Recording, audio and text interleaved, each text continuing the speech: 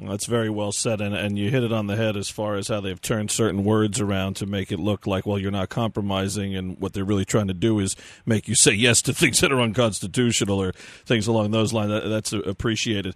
Governor Palin talked about your hockey background, a former hockey player, coach, and current hockey dad, so tell us a little bit about your love of the game on ice. It's funny that you would ask, Kevin, because yesterday,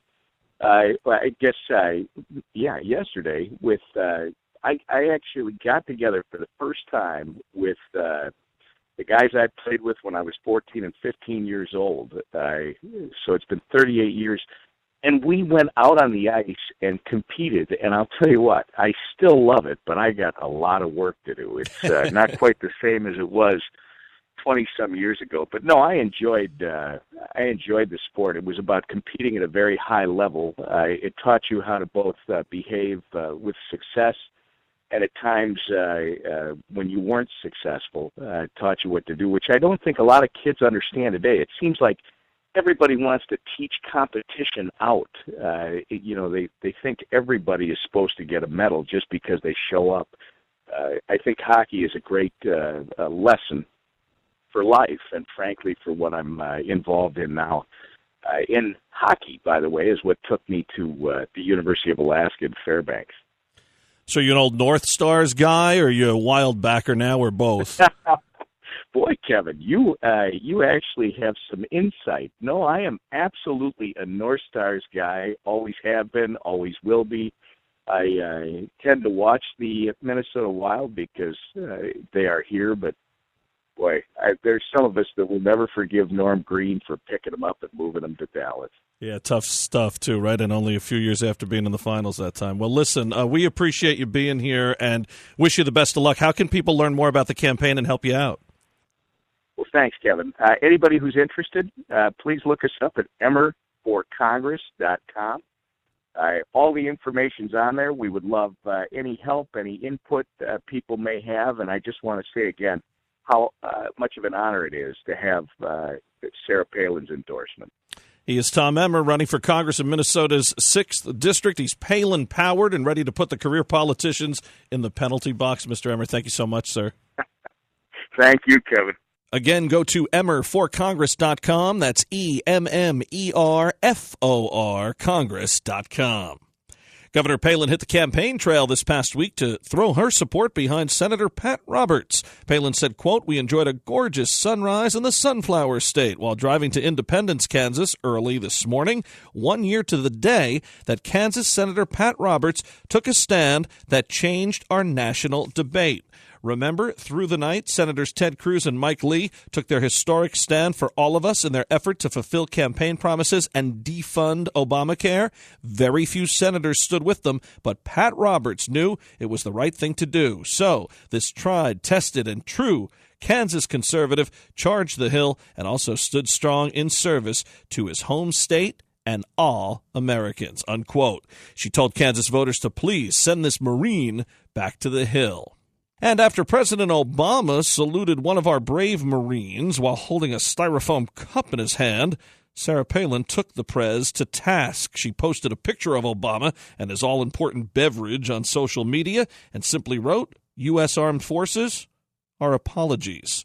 To see any of the governor's posts in their entirety, visit Sarah Palin's Facebook page, follow her on Twitter at Sarah Palin USA, and visit sarahpalinchannel.com.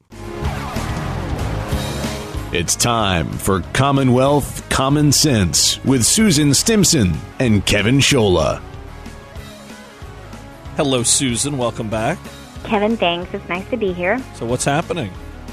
This week we had another sad event in Stafford County. We had a Marine brought home who had died in Afghanistan, and his wife had graduated from high school here and still had family here, and she is due to have their baby in December. It's going to be a little girl, and he never was able to hold his child in his arms, and it brought home as we all stood, or many of us stood, along the route as the sheriff escorted the body through Stafford County on its way to Quantico, that there are still men and women that are risking their lives for us so that we can be free. And just to watch it at what is happening right now on the world stage and with President Obama, I think that there's just a real concern that there's no real plan and there's no real fire in the belly for our nation and its foreign policy and its safety, and it just really brought it to home again. Just having another Marine that is being buried at Quantico, and the family, the wreckage, all of it is left behind. Yeah, I mean, people just overlook this. I guess we've been, the war on terror at least for so long now, and obviously we have important issues that people talk about, like ISIS and Waco in Oklahoma and some of the other things going on, and then, of course, the very non-important issues like celebrity pictures and things of that nature. But, a sobering reminder of who's giving us these freedoms and liberties that we enjoy every day. I do think that it's something that Americans are really going to have to think more seriously about as we're watching the rise of ISIS, and then we're seeing what's happening now in our own country, that it's not enough to just say, oh, we're for peace, because we may be for peace, but the rest of the world may not, and that there are definitely some bad guys out there that really want to do harm to America, and I think that that's part of this administration's problem, is that they're not really able to grasp that. So often we hear about a military member who comes home and pays that ultimate price, and we do hear about a family left behind, and you often do have a baby on the way, and sometimes you say, wow, it's amazing that happens, but really it isn't, because we have to remember a lot of these are young guys. I mean, these are young men and women who are defending us every day. I mean, some of the soldiers I've talked to over the years, whether on an interview basis or just on a thank you basis or personal basis, you forget sometimes and forget about those having kids. Some are kids themselves. You say, wow, does that guy even shave? When you meet some of these brave soldiers who are over there everywhere, when I say there, across this world, defending us. So it just adds and it personalizes it too. When you have a family that you can see, this guy went and did this selfless act for us in a military that is volunteer, and here he is doing his thing for us and for his family, and he's gone. And at the same time, that it seems we have a president who is not really in tune with that.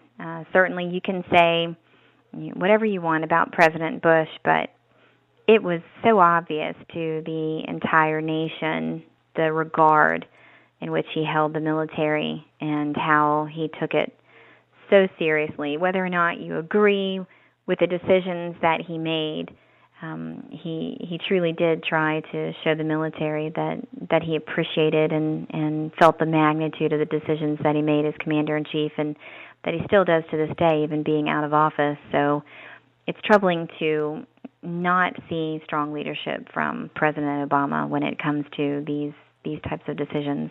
Yeah, it sure is. Well, we offer prayers, certainly, and condolences to that family in Virginia and all those military families that don't have their loved one returned, because they are fighting for us, something to remember, and we're reminded about that today from Susan Stimson. Thank you so much. We appreciate it.